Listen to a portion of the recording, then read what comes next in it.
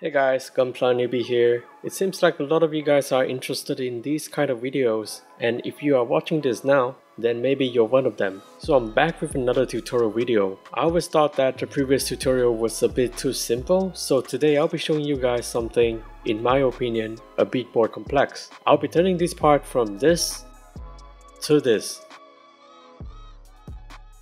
So when I was working on this part, I noticed that there's a crack on the surface. Initially, I thought it was from the customization that I did, but upon checking the other side that I've not worked on, I realized that they both have the same crack. I found out that these connection areas are a bit too tight. To fix this, I snip off some plastic of these areas. So if you are coincidentally working on the MG Jesta, then you might want to trim down these connection points as well. Anyway, back to the tutorial. First up, I'll be scribing the edges of this small square area, so something to take note for a small surface area. I tend to use a thicker piece of guide tape so there's a larger adhesive area to grip on. Sometimes when I use a thin guide tape, it would start wobbling as there's not a lot of surface to grip on. Here's another thing that could be useful. Since I've already scribed an initial line on the right side, if you were to scribe from right to left, then you could overscribe off the edge on the left side. I'm sure this wouldn't be a problem if you're really precise, but I screwed up easily. So what I do is to scribe towards an existing panel line so it will catch the blade once it reaches the edge. It's looking good so far, so let's complete the square lines. To finish it up, I'm adding a 0.5mm notch here.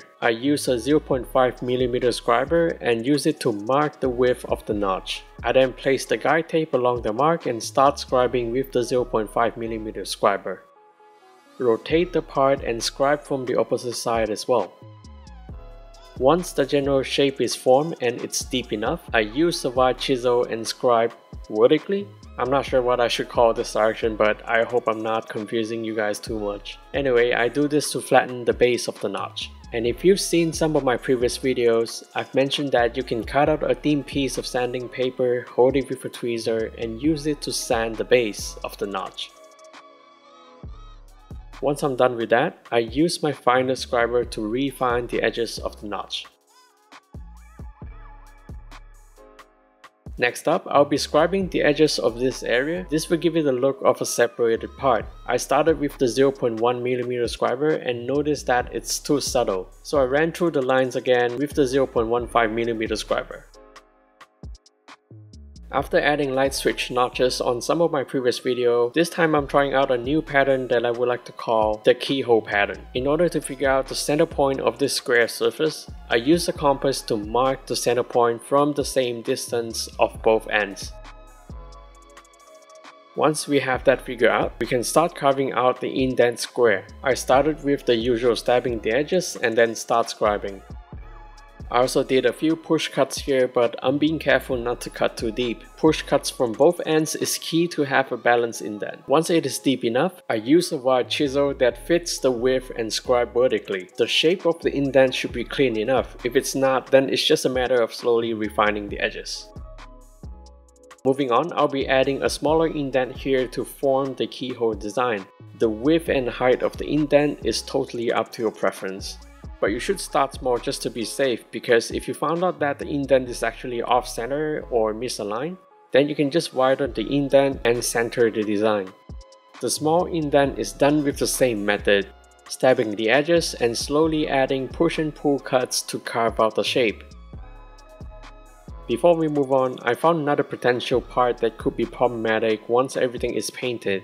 It's a bit too tight here, and since I'll be disassembling everything before painting, I could get paint scratches while assembling this part. To fix this, I sanded the edges of these areas so it's less likely to scratch the part. A bit of an off topic here, so actually I've been thinking of doing some kit reviews. I know, there's tons of Gunpla reviewers out there, but if I were to do it, I'd highlight problems that could be a pain in the ass from the point of view of someone that would customize and paint a kit. Like, will this kit gonna be a masking hell, or it's a kit with nicely separated parts that will be easy to paint? So let me know in the comment section below if it's interesting to you guys.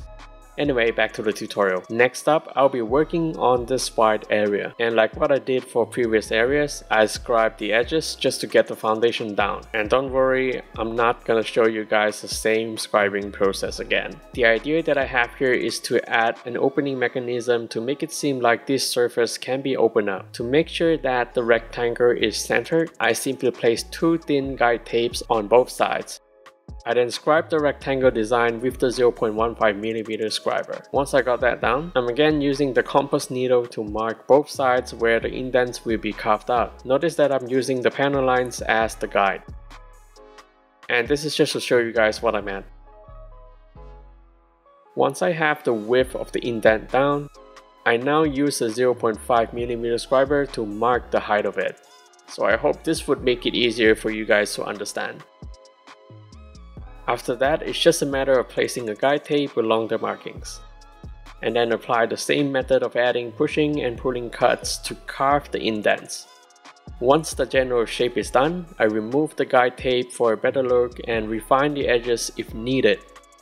After that, annoy your cat for a bit, and then we'll continue working on the lower half of this piece. Since this part has top heavy design, I'm adding a simple line through the middle to sort of bridge the top and lower half of the part without overcrowding the piece. I'll also probably use this to give it color separation. And then I'm adding another smaller separation here to add an accent color to give the design some pop. On this final surface, after adding the usual edge scribing, I mark the height of the trench that I'll be carving out. Since this is just the pilot line for the trench, so I'm starting off with the final scriber that I have, and then mark the width of the centerpiece with a compass. I think at this point you kinda already know the drill, it's just a combination of pushing and pulling cuts to carve out the trench. After a long tedious of slowly removing bits of plastics, it's finally done. And finally, after priming the part, it's done. If you are still watching at this point, I really have to thank you for your support. So let me know what you think of the video. Is it too long? Is it too boring? Too easy for you guys? Or you have something else that you would like me to cover? Let me know in the comment section below. And that's it for today. Catch you guys next time. Stay safe and take care.